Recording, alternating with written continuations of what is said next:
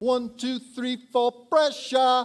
Can anyone here identify for me the artist whose 1983 song that is? Who got it first? Be honest, because I've got in Philip Wright tradition, I have a little sweet treat for who got it first.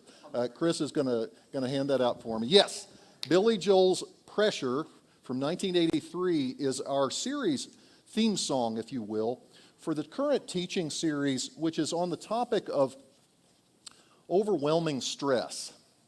Stress and the fact that so many of you, when asked to describe your current state of mind for the year 2025 in a survey, expressed being overwhelmed.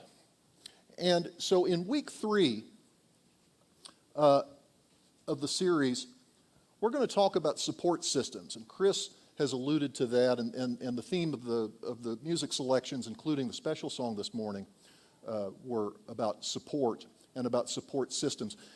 And more specifically, what I want us to talk about this morning is, what does support mean, and what does a support system look like in the context of overwhelming stress? Well, let's take a look. A definition of a support system that I found is as follows.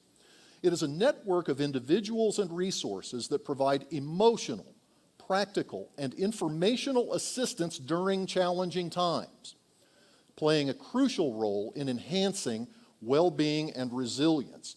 Well, that's an interesting start. Let's dive a little deeper on that. What is the importance of support systems? Well, there are 3.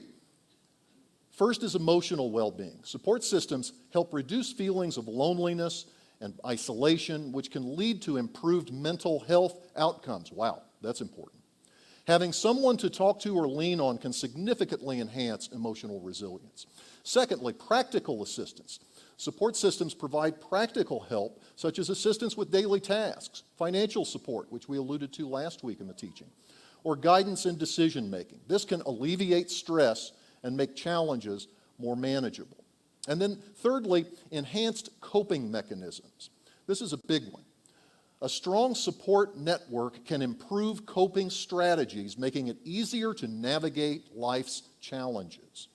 This support can come from both personal relationships and from professional resources. Wow. What a prescription for what's ailing us.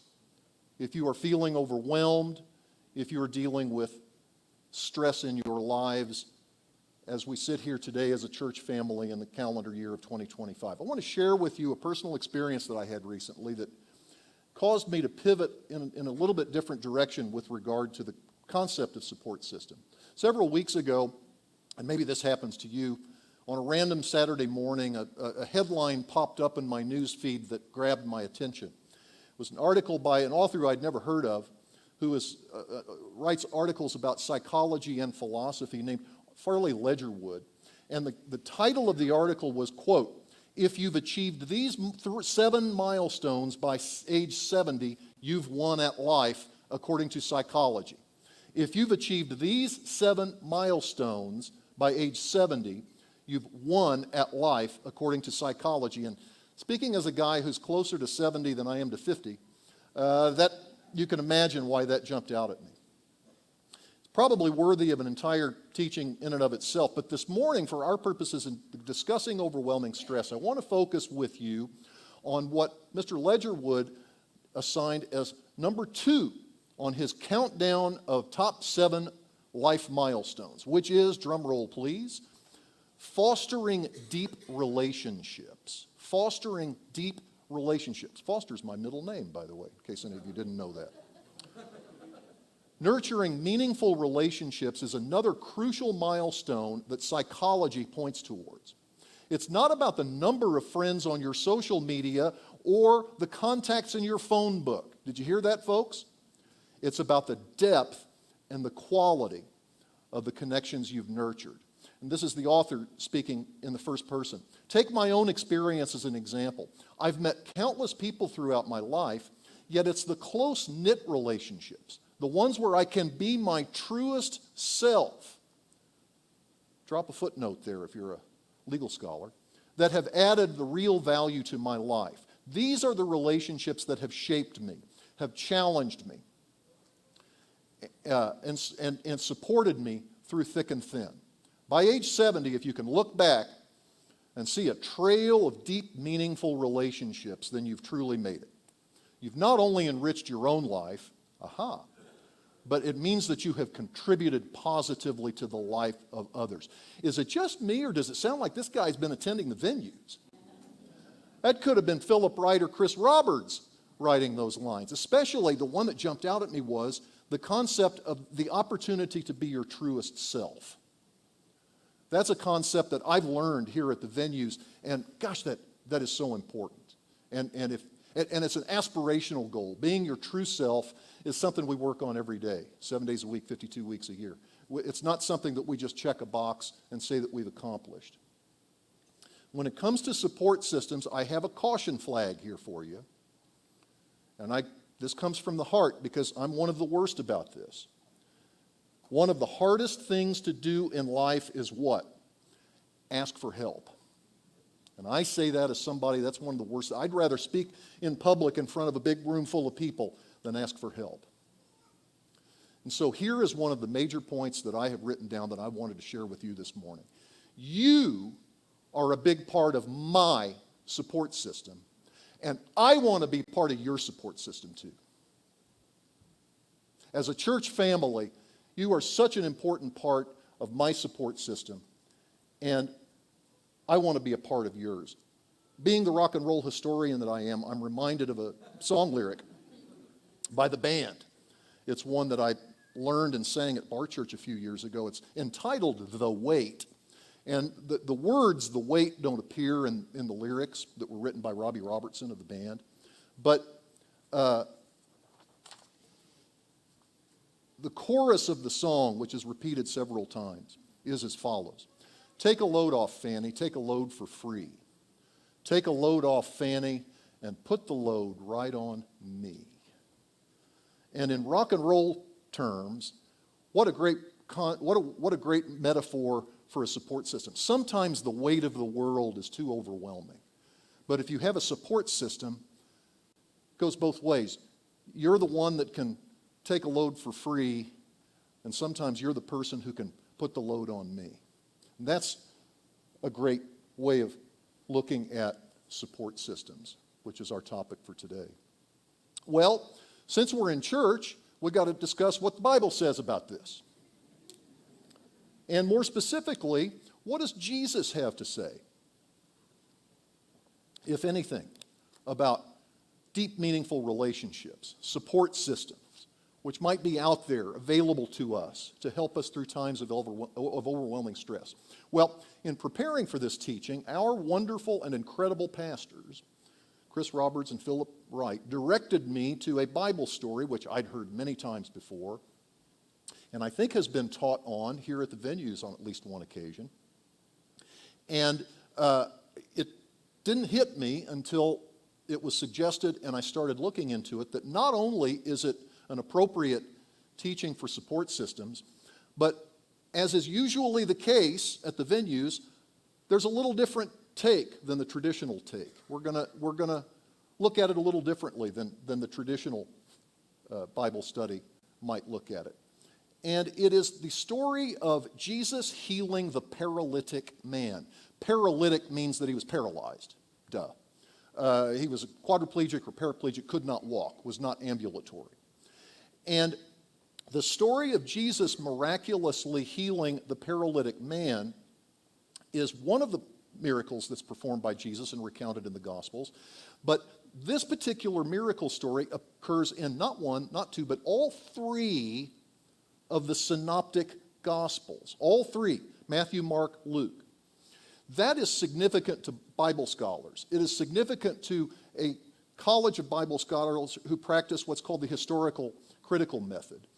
If it was repeated, if it appears in only one, or maybe if it appears in two, that's one thing. If it appears in all three of the synoptic Gospels, that doesn't mean that it literally happened. It doesn't necessarily support the historicity of the incident. But what it tells us is that it was a very well-known story among the earliest followers of Jesus in the first century. It would have been well known to those who were passing stories of Jesus on in meetings not unlike this one, and originally being told in oral tradition. Remember that in first century Palestine, probably 90+% of the population was illiterate.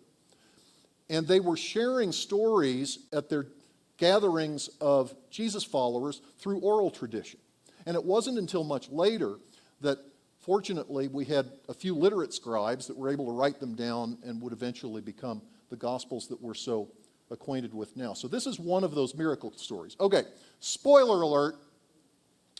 What happens is that Jesus tells the paralytic man, your sins are forgiven, pick up your mat and walk, and he does, and that's the miracle. But that's not the text, that's not the approach to the text that I want to take this morning. I want to take a more careful look at what leads up to the miracle that was performed by Jesus, the setup, if you will. And the story, I excerpted two versions of the story. The first one that I excerpted is from the Gospel of Mark. Mark is, according to many biblical scholars, the chronologically oldest of the Gospels. It was probably the first one that was written. And whether that's true or not, I wanted to excerpt Mark's version of the setup to the miracle for a reason that will become clear in a second here. And Mark tells us the following. A few days later, when Jesus again entered Capernaum, make a footnote there, the people heard that he had come home, make a footnote there. They gathered in such large numbers that there was no room left, not even outside the door, and he preached the word to them. Some men came, bringing to him a paralyzed man, the paralytic man, carried by 4 of them. Since they could not get him to Jesus because of the size of the crowd, they made an opening in the roof above Jesus, digging through it, and lowered the mat the man was lying on. A couple of things to go back and follow up on this. I don't know why Mark made a point of saying that this happened in the village of Capernaum. There could be any number of reasons. And also Mark, the translation is that Mark refers to that as Jesus coming home, which seems a little counterintuitive because Jesus is Jesus of Nazareth. Wasn't Nazareth his hometown? But what I suspect is going on here is that the gospel storyteller is emphasizing what I would call a sense of place. He wants his listeners, he wants his readers later on to appreciate that this is Jesus coming to his home base here. Capernaum was significant to the early Jesus followers as being where Jesus and the disciples sprang from as he was doing his itinerant preaching during his lifetime. I could be wrong about that, probably am, but that's my take from that. Let's take a look at Luke's version. I skipped over Matthew because Matthew has an even more abbreviated version of the setup than Mark and Luke do. But Luke says the following. One day Jesus was teaching, and the Pharisees and teachers of the law were sitting there. Aha, now that's different. We didn't get that in Mark. They had come from every village of Galilee and from Judea and Jerusalem, which is a fur piece from Capernaum. And the power of the Lord was with Jesus to heal the sick. And then we get back to some men came carrying a paralyzed man on a mat, tried to take him into the house. When they could not find a way to do this because of the size of the crowd, they went up to the roof and lowered him on his mat. A couple of additional details that the gospel writer in Luke provides that Mark and Matthew left out. And the first is, that jumps out at me is, he says the Pharisees and the lawyers were there. Now this translation says teachers of the law, and I really appreciate that because when I grew up in the Presbyterian church and we did a King James version of the Bible, and when teachers of the law was translated in that translation, it was always translated as the lawyers. And again, spoiler alert, the Pharisees and the lawyers are always the bad guys. And I grew up in a household where my dad was a lawyer, and I didn't think he was a bad guy, and it always kind of hurt my feelings growing up and for all those years. How come the lawyer is always the bad guy? The lawyer is one of the ones who walked by the man who was left on the side of the road to die in the parable of the prodigal the parable of the Good Samaritan, just as another example. The other thing, though, as much as Mark, the gospel writer in Mark, gave us a sense of place by saying this was Capernaum where Jesus had come home, Luke even elaborates more on that and says they came from every village of Galilee. And they're talking about the Sea of Galilee, where all of these villages, of which Capernaum is only one, and from Judea and Jerusalem. So it's an even bigger party than Mark indicated. They're coming from everywhere to hear Jesus preach, and also Luke adds the detail that he is empowered to heal the sick, which is presumably why why his friends brought the paralytic man to hear Jesus that day. Now, in the story of the miracle of the healing of the paralytic man, many, dare I say most, biblical scholars focus on Jesus, naturally. They focus on the paralytic man, naturally. And they focus on the healing miracle. Or, alternatively, what they focus on is the Pharisees and the lawyers and their disapproval of Jesus healing the paralytic man. I left that part out because it's not what I'm focusing on this morning, but again, spoiler alert, if you read the rest of the gospel story, after he says, I forgive your sins, pick up your mat and walk away, the Pharisees' heads blow up, figuratively, and they say only God can forgive sins, and so they disapprove of Jesus healing in that way. But I'm not focused on that today. My focus this morning is neither on Jesus and the miracle, nor on the Pharisees and the reaction to it, even though that's the point of view that most scholars have, and it's also the point of view of most artists who have made an artistic depiction of this story. And I gave you just a sample of a few of those. My current view is, and this is just a few artists' depictions of the story of the miracle of the paralytic man, the healing of the paralytic man. My current, dare I say recent, view on this story is that our focus shouldn't be on what went on inside the house, which is where most people and most artists go with the story. But I think we ought to focus on the paralytic man's friends and their actions outside the house. The four fellas, his friends, who carried him on the mat and lowered him through the roof. Where are they in the artistic? They didn't even get in at all in this one. They're completely absent. Somebody's foot got into the picture on this one. We got a couple of arms there. Whoever this guy was, he finally made it. That's one of the more recent artistic images. Why do I think that the most important part of this story is the forgotten part of the paralytic man's friends? Well, it's because of this verse. This verse appears in each of the three synoptic gospel retellings of this miracle story, and in identical language. When Jesus saw their faith, he said. When Jesus saw their faith, he said. When Jesus saw their faith, he said to the paralytic man, pick up your mat, your sins are forgiven, you can walk. Perform the miracle. Who's the they that he was talking to? Whose faith was it that moved Jesus to perform the miracle? It was those guys on the roof who didn't make it into any of the Renaissance paintings by Michelangelo. Anybody see the recent PBS program about the Renaissance? And a wonderful actor who was in Game of Thrones portrays the elderly Michelangelo. Put that one on your to view list.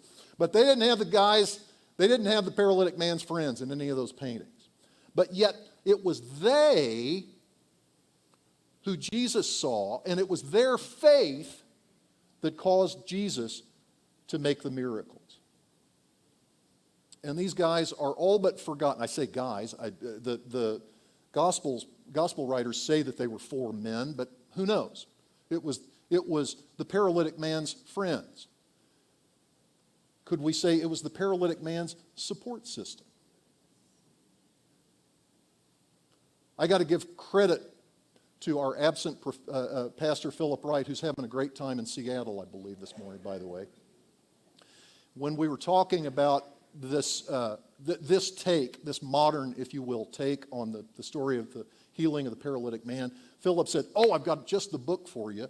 It's entitled The Mat Carriers and Roof Crashers." And I said, "Wow, is that a turn of a phrase?" And what I then discovered was, though, that the author of the book that Philip recommended, whose name is John Ortberg, he obviously did not copyright that phrase, because I searched for it intending to have his book pop up. And page after page of Facebook groups, of connection groups at different churches everywhere are called The Mat Carriers and the Roof Crashers. And at long last, here they are. We finally got one artistic image of the paralytic man's four friends after they have crashed the roof and are preparing to lower their friend, the paralytic man, down to be healed by Jesus. It took however many thousands of years, because as you could probably tell, that's a clip art image. I think it's probably maybe a 21st century image. Now, let's review for a second. What moved Jesus to heal miraculously was not his compassion towards the suffering person, although clearly Jesus felt compassion. Every time there's a miracle involving a healing, he certainly feels compassion towards the person. What moved Jesus was also not the opportunity to figuratively poke the eye of the Pharisees and the lawyers, although we know quite well that Jesus was not above that.